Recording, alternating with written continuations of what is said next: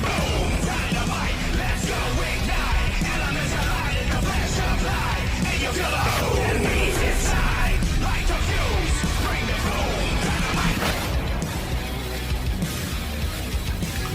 up, everybody? This is Michael Davis, your Black, the professor of Bourbon Wrestling.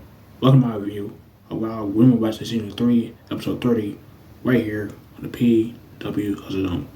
Now, first and foremost, I got a bone to pick with the Wild Superheroes YouTube channel, because why the hell are you uploading the matches from this past weekend, Episode 30, on Wednesday night at 10 p.m.? Like, I get you're a couple days late, but like, you could have done it like either like how you do it on Monday, like upload like every hour on like from the morning to the afternoon, or you could have done it the next day, which is today. But why are you doing it 10 o'clock at night on Wednesday night? Like, what are we doing here? Wake the hell up. And this whole episode was weird as it is, from the masses to the bosses, which I got to bring up, and like the editing and the camera cuts in this episode were ridiculous. But I gotta talk about that all the way to the ending of the match. The main event match was we gotta talk about that when we get there. But without further ado, no more wasting time. Let's get my review. First match up, the tag team match. We got Ambulance Inc., Carrie Jinx, and Golden Collins taking on the team of Sugar for the Mighty Mice and Keita West, aka Team Sugar was. Their words, not mine. Now, they didn't say why Sugar is teaming with Keita West instead of her tag team partner, Spice. They probably did, but every time they say anything on commentary, I black out, because 99% of the time, they don't say anything about anything good or, that makes sense on commentary. I gotta tell you guys that in this matchup, but I always black out when they say anything, say anything on commentary, unless someone on commentary that I care about. But this matchup was short, just like all the other matches, with the exception of the main event. But you got Keita West doing a combination to Golden Collins, and Keita West and Sugar did a pretty good double team move, a double jumping back elbow to Golden Collins, only got a 2 count, and that's when we see Sugar just get isolated by both Carrie Jinx and Golden Collins for majority of the matchup.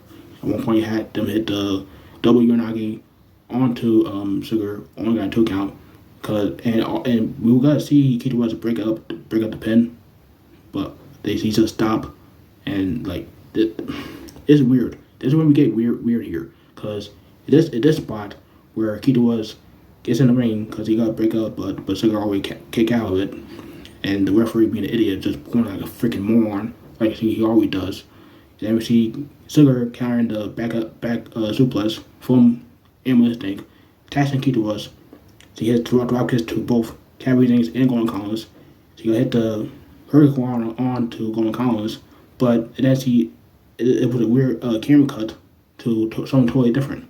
Because she looks like he could do the Hurricane, but then we see her in a bear hug position from Golden Collins, and she gets slammed to the mat by Golden Collins, and that also was a weird camera cut. But that only got to account. Carrie Jinx, Golden Collins eventually hit the call wild, which was boss also, because Golden Collins was struggling to get Keita West on her shoulder for the move, and she was supposed to be bent down on one knee too, but she couldn't do it in time. They just did the move, and it's like whatever. But eventually, Ambulance Inc. does get the win, and there you go. Okay. And after the match, we see Ambulance Inc. on the microphone complaining about not being part of the main event match for the tag titles.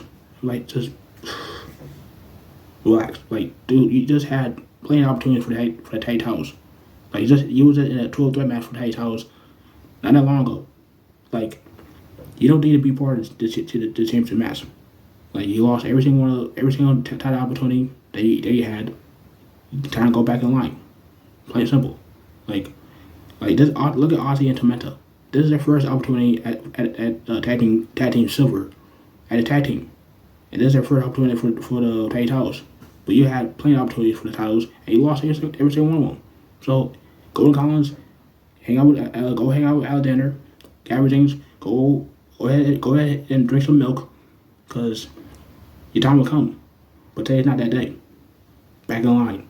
Second matchup, we got Fury taking on Catalina Speed, who's accompanied by the world great attorney Sylvia Lopez. And it's great to see Sylvia Lopez back on TV. She looks great. She looks healthy after being remission from breast cancer. So thank God for that. This is not the first time we've seen Catalina Speed on WoW. She made her debut a couple weeks ago against Paula Mayfield. But in case you don't know who she is, she used to be an NXT wrestler. She also goes by the name of Catalina Cruz, and she also appeared on TNA recently, like a month ago, alongside Adrian Gambino. So that was pretty cool. But I can't talk about this match without bringing up versus Frank Room, because he was on commentary for this match for reasons, but it doesn't matter. The more Frank Room, the better. And long story short, he was on commentary because he recruited for a tag team partner. She looking for someone that is strong physically and mentally. So someone who is a woman enough to hang out with her at a tag team partner and all that jazz, all that good stuff. And McLean is being lame again, because while Vaughn got saying this, like looking for someone that like she could lead with a pack and all that nonsense. See, he had the nerve to say something about how she took out Foxy Fierce. What the hell did you just say? Now I may be an idiot at times, but I don't recall seeing anything involving Foxy Fierce or Frank Room any way, shape, or form. Not on TV, not on social media, none of that crap. So what are you talking about, McLean? Like, this is why I hate how they say that this happened and that happened, and we the audience that watch this, so we don't see any of that. We don't see any like backstage segments, or like we don't see nothing at all that they talking about in commentary. So why you bring it up now that like we know what's going on? Like, I McLean says, Chad, just say it. Just say it. I'm not. Please. So anyway, this matchup was pretty good. Both Catalina and Drew Fury had a good chain wrestling exchange starter matchup. They traded a couple of shoulder blocks and arm drags. Catalina charged at the corner with a couple of forearms, but Fury countered with a backhand, and that's where we see he takes control. Hit a couple of knees on the back of the neck and in the air. But we have Catalina Speed getting the babyface comeback, a couple of clotheslines and a drop kick, did a kick up. She takes her sweet-ass time getting the crowd behind her, like taunting to the crowd. And she hits the solo tackle in the corner. She going for a move, a fireman's carry style, but Fury counters it, sunset flip, but Catalina Speed kicks out, but Fury kicks her in the gut, hits the flight of Fury for the win, and Veronica Room is happy on commentary. I don't know why they teasing a tag team with Veronica and Fury, but I don't think it needs to happen. Not saying I hate the idea of a tag team with both superheroes, but like they need to branch out more as single competitor before you even start thinking about being a tag team, especially Fury. Because how many times you got to be paired up with a random superhero? First it was Webber Hayes, then it was Sylvia Sanchez, then it was Miranda Moraz and Cyber the Bulldog. Now they potentially gonna have her team up with Veronica Room. Why? What are you doing with Fury? This chick needs to be a single competitor. This chick needs to be built at a potential Wild World Champion contender. Cause that's how good she is. People forget how good she is. Like I seen her before you seen her even became a Wild superhero as Hollow O'Hara. She's that damn good. Just push her as a credible contender. What are you doing? Semi-main event, we have Scott Parker taking on Santana Garrett, the former Wild World Champion. And I get why he's getting introduced as former Wild World Champion, but there's 3 other women that have won the Wild World Championship before. They are also former Wild World Champions. 41 count Long Star. And they don't get that treatment. But she does. Like, no disrespect to her, Santana Garrett. I still have a lot of love for her. But come on. Come on. But this matchup was pretty good between Santana Garrett and Scott Parker. It was like one big boss in this match, but we gotta get that in a little bit. Scott Parker hits the kitchen sink, knee to the gut, and Irish whip to the ropes, and hits the jumping back elbow to Santana Garrett. And then we see Scott Parker going for the Hurricane driver, but Santana Garrett still going forwards. She goes backwards and just mess up the whole move. But they try to play it off and act like nothing happened, and Scott Parker does pin her, but Santana Garrett kicks out. Then we see Scott Parker putting Santana in a crossface. Look pretty damn good. But Santana Garrett gets out of it by pinning Scott Parker, and Scott got kick out. And that's when we see Santana Garrett make her babyface come back, and forearms and headbutts and clotheslines, just taking Scott Parker out, take her to school. But eventually Scott Parker trying to get the upper hand by chop her to the throat. And she's gonna go for the sliced bread on too, but Santana counters it, throwing her out of the way. It's the super kick for the win. Santana Garrett gets more momentum to another World Championship match. And like, again, just like I said about Ambulance Think, you gotta go back in line. Give somebody else a chance to go after the World Championship. Like, you were a former World Champion. Give someone else an opportunity. Someone that actually had worked their way up to the top. Not like Paula Mayfield, who is, well, I wouldn't say she's begging for a World Championship match, but Abilene Maverick is begging for her to get a World Championship match. So she can win the championship and potentially give it to Abilene Maverick, because she can say that she's a champion again without doing anything. That's my theory. Because why is she begging for a World Championship match and Paula not really saying anything? I haven't heard her cut a promo in a while yet. I mean, I know she can talk. She's not a bad talker. Like, what the hell? But Santana gets the win over Scott Parker. As he says, he's one step closer again to World Championship opportunity again against Gladmaster. I'm just like I told Ambulance Think, back in line. Enough said. Just go to back in line. Have somebody else get a shot at the championship, because right now you don't need it. Plain and simple. Now it's time for the main event. 3 or 4 way for tag titles. Big Rachel Bourbon, Miami Heat, Tormenta and Aussie, and Ice Rag and Betty Pink. But the match starts off hot. It starts off with the tag champions Western in the ring attacking Miami Heat, while Aussie and Tormenta attack Ice Rag and Betty Pink. I think it was the other way around. But either way, still had their championships around the ways. They just beating the crap out of the Fab Four. And like, it's funny how the babyfaces are attacking the heels, the Fab Four. Cause they were my dream match of a War Game match. When I did my post on Instagram, I said this could be a good dream War Game match if I ever did one. I doubt it, but it would be cool. But they threw the Fab Four out, and the babyfaces in the ring. We started a match with Teddy Jones and Penelope. This is a match that was going to happen in season 2. They teased it, but it never happened. So I'm cool. I'm glad that they did like a little back and forth exchange here to start a match, because having a match up between these two will be a really good match in my opinion. But they go back and forth. Sweet Heat then gets tagged in. Lindsay gets cooked by Tormenta with a takedown. Like, both Aussie and Tormenta were cooking in the beginning of the matchup. Their chemistry is unmatched. Like, yeah, they seem to be like out of place, because you have Big with the Bourbon, who are known to be a tag team for years as outside the ring, like in outside WoW.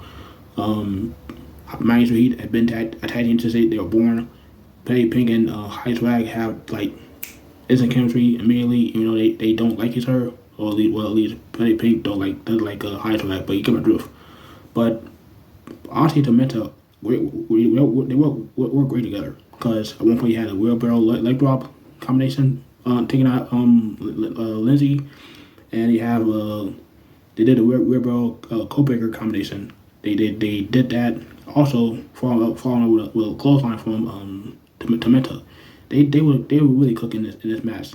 But I just want to point out how good Tormenta and Penelope are as a tag team before I get to what all went down. I'm not gonna break down every single thing because the video already taking on as is, because there's a lot that went down this match. But I gotta point out the key moments that happened because it gets interesting. At one point in the match, Tormenta pin Lori, and Pink comes in and breaks up the pin, and Lori is like, "What the hell are you doing?" And she tags in Pink by bop her in the head, like it's like piss off. So then you have Tormenta and Pink having a back and forth. And then you see later on in the match, you see Jay Jones and Jay Jones and Pink in the match. And then Jay Jones tells Pink to kiss her grits, with her meaning her butt, and hit her with a hip attack. And then we see Baby Bay and Highest Rag going at it, mother and daughter, and it was just all like chaos all around. But like it put close moments to match up. We're just gonna get down to the closing moments because it gets really interesting. You had everybody get in the ring. You had Jay Jones kicking Lindsay with a sporting kick to the gut. Then you see Lori come in with a Dizzard Lariat, taking out Jay Jones. Penelope comes in, hitting her with a neck breaker. Then Pink comes in, hitting Aussie with the pretty pink. Then Tormenta comes in, hitting Pink with a modified Pentagon driver. And then see Ice Rag after they get hit with a stunner from her mother a minute ago. She comes in with a soccer box, mad ball. It hits Tormenta on the back of the head. And that could have ended the matchup having Tormenta and Aussie win the tag championships. And then we see Lori and Lindsay going at it with Bigger Betty, and they don't try to help Betty, but she gets hit with a mad ball for that Highest Rag. And then we see Highest Rag get on top rope. Mindful Heat are grabbing Bigger Betty, and she going on top. She hits the cross body, but she hits Lori because Bigger Betty moves out of the way, pins Lori. Pink comes in, pins Lindsay. 1, 2, 3, and we got new World Tag Team Champions, Highest Rag and Pink, when they pin Miami Heat, their fellow stablemates. What the hell?